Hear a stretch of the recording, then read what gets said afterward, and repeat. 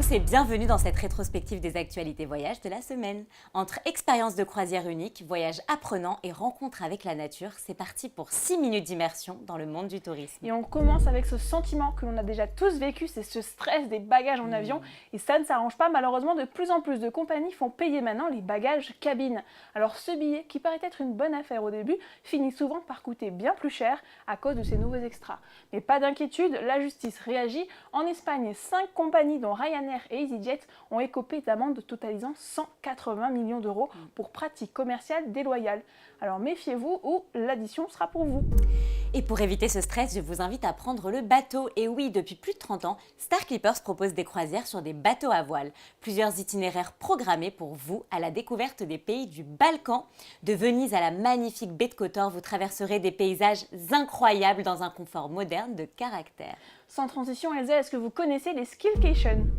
Ça ne me dit rien. Eh bien, c'est un mélange de skills pour compétences et vacation pour vacances en anglais. Autrement dit, la nouvelle tendance où l'on apprend de nouvelles compétences tout en découvrant la culture locale. Et d'ailleurs, Get Your Guide, l'application de réservation d'expérience, a identifié l'atelier le plus prisé des Français, qui est le cours de cuisine de pâtes à Florence. Et vous alors, qu'est-ce que vous avez envie d'apprendre en voyage ?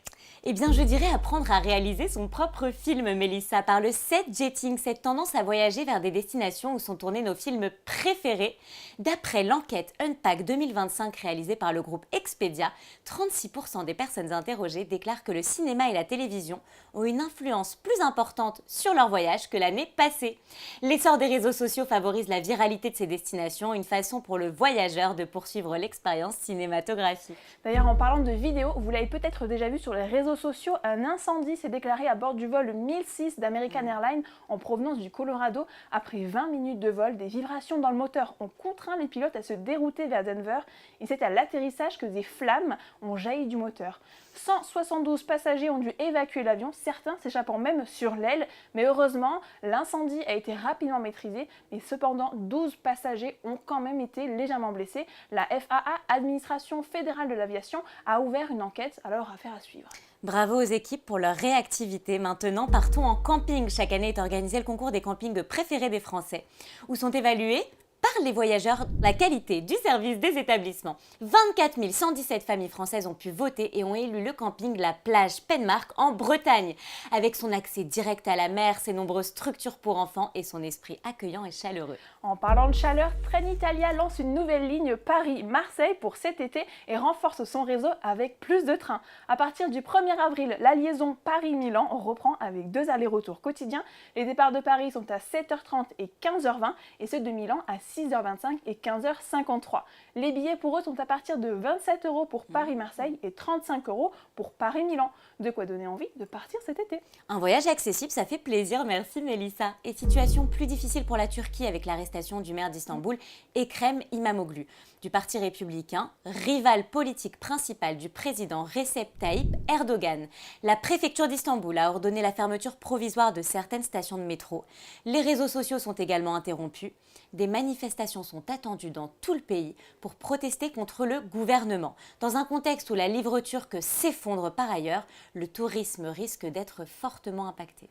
C'est bientôt la fin de ce JT, mais avant de partir, mention spéciale à nos amis et familles à La Réunion qui ont subi récemment les dégâts du cyclone Garance. Moi aussi j'ai des dégâts là.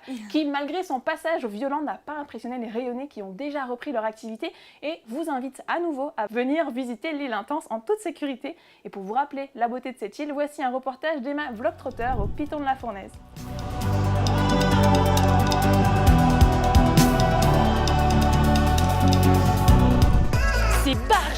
Ces barges, je suis en train de me prendre le paysage le plus grandiose de la Réunion. C'est la plaine des sables, c'est la route qui mène au volcan, le volcan est juste au bout. C'est le paysage le plus dingue que j'ai jamais vu de ma vie. J'ai l'impression d'avoir changé de planète 10 km après.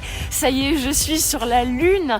Mais regarde ce décor autour de moi, la brume qui est là au pied des falaises. Mais c'est même pas des falaises en fait, c'est les cratères du volcan. Là tu vois, je suis en train de marcher dans un ancien cratère du volcan. C'est fascinant, c'est un paysage lunaire, c'est un paysage magistral. C'est Mars, t'as de la terre rouge, ocre, t'as ces pierres noires de lave volcanique séchée. C'est fascinant. Et là, tu vois, plus tu avances et tu évolues dans ce décor martien, et plus tu sens que tu rentres, toi, tout doucement, sur le territoire du volcan.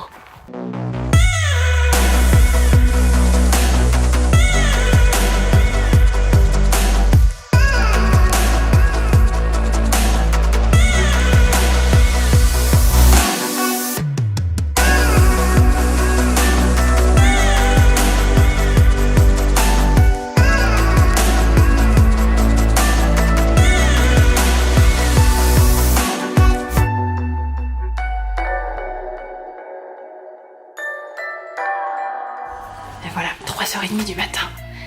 Départ pour le volcan.